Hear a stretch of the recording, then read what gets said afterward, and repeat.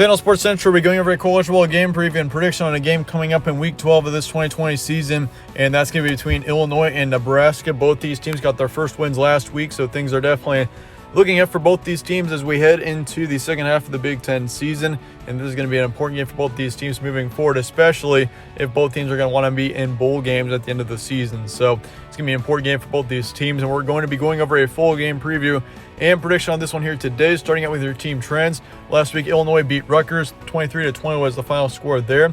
Then Nebraska got a big win over Penn State. 30-23 was the final score there. So both teams once again got their first wins. Illinois is currently sitting at 1-3 with a one-game winning streak. Nebraska is 1-2 with a one-game winning streak. Of course, Nebraska had a game canceled against Wisconsin back a couple of weeks ago, so we haven't seen them play all four games yet, but Nebraska is still looking pretty good right now as we head into the second half. Of course, the quarterback situation for Nebraska has been kind of messy right now. You've had Adrian Martinez and Luke McCaffrey going back and forth, and Luke McCaffrey was the primary starter for the game against Penn State, and it looks to me like he's going to be your primary starter moving forward because, he actually played pretty good. He doesn't have all that great of stats as far as the overall season goes, but, Luke McCaffrey did definitely look like he energized this offense a lot more than Adrian Martinez did for the first couple of games. So I think Luke McCaffrey is the man to go with for the future, but who knows? Things could still change as the season goes on. But for Illinois on the other side, they've been looking pretty good on offense too.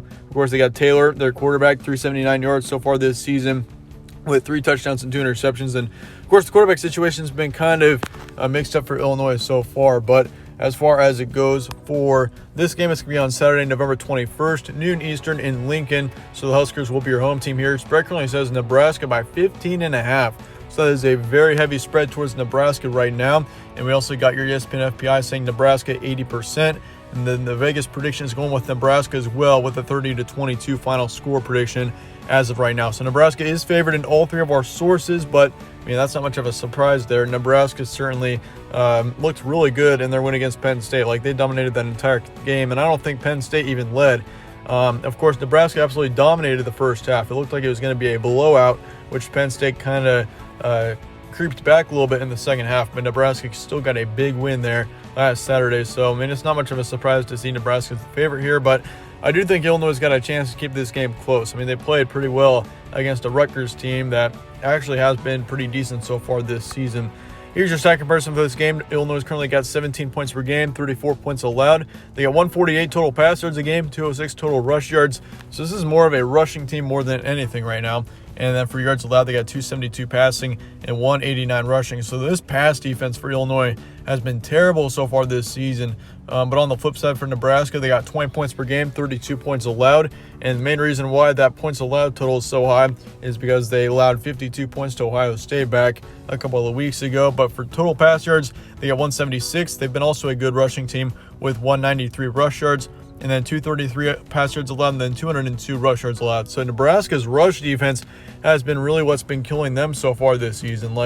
You can't be allowing 200 rush yards a game and expect to win a lot of games. That is not the way that you want to go, because most good rush defenses, like for example, if you look at the Big Ten West, if you look at Iowa, for example, they only allow 112 rushers a game so far this season, and that's been really helpful for them. Their defense has improved a ton over the season, and the main reason why they've been able to win their games is because the rush defense has been so good. But for Nebraska, you got to fix up your defense if you're going to be a good team. But all around, I would say the pass defense looked really good for Nebraska last week. They held Penn State pretty well on the passing game. They had a couple of interceptions. All around, it was a great day for the Nebraska defense. It's just the rush defense that's not very good for Nebraska right now. But for some key points here, both teams did get their first wins last week, so that's going to be big for both teams moving forward.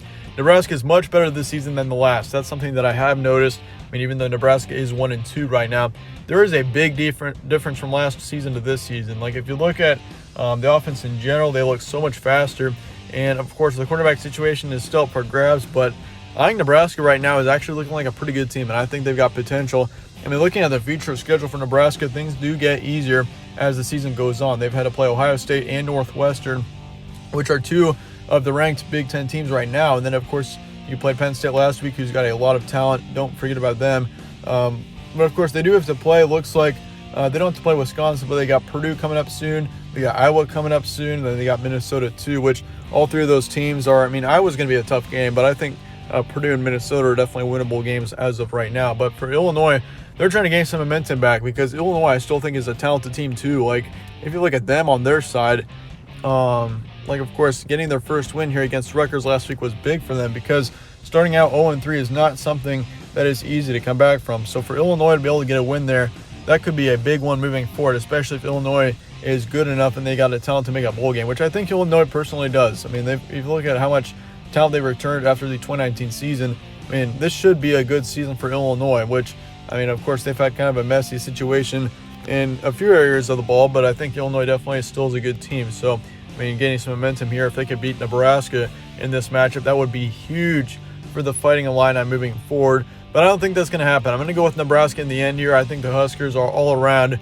the more talented team. They've got better recruiting, and they've got better upside in general. I mean, if you look at how Nebraska played last week, they finally looked like a real football team. Like, they actually really clicked with each other, and it looked great for Nebraska. That was the best that I've personally seen Nebraska in quite a while, and I think the Huskers are going to get the win here, 34-17. So I think it will be close in the first half. I think Illinois and Nebraska could switch positions a little bit in the first half, but in the second half, we're going to see Nebraska start to gain some momentum and take the lead away, and they're going to get the win here in the end by a comfortable 2 touchdowns. But your probability is going to be 70% towards Nebraska, so I'm not completely confident that Nebraska will win it, but I do think that there is a good chance. It's more likely than not for sure that we'll be seeing Nebraska going to 2-2 this weekend, because I think Nebraska, once again, they're more talented. They've got, in my opinion, a better coach. And honestly, if they can keep Luke McCaffrey in, he played really well last week. If he plays again this week, which I do expect him to, I mean, why wouldn't he start? But, like, yeah, Luke McCaffrey, if he can play as well as he did last week or even better, yeah, Nebraska should be well on their way to a second win, which I definitely think will happen here. I've got Nebraska winning this game 34-17 being the predicted final score right now. But then again, let me know your thoughts in the comments below on this matchup. Let me know your score predictions, all of that down below. I'd like to hear your thoughts on that. But then again, thanks again for watching. Stay tuned for more from All Sports Central. Slap a like on this preview if you enjoyed it, and I will see you all later.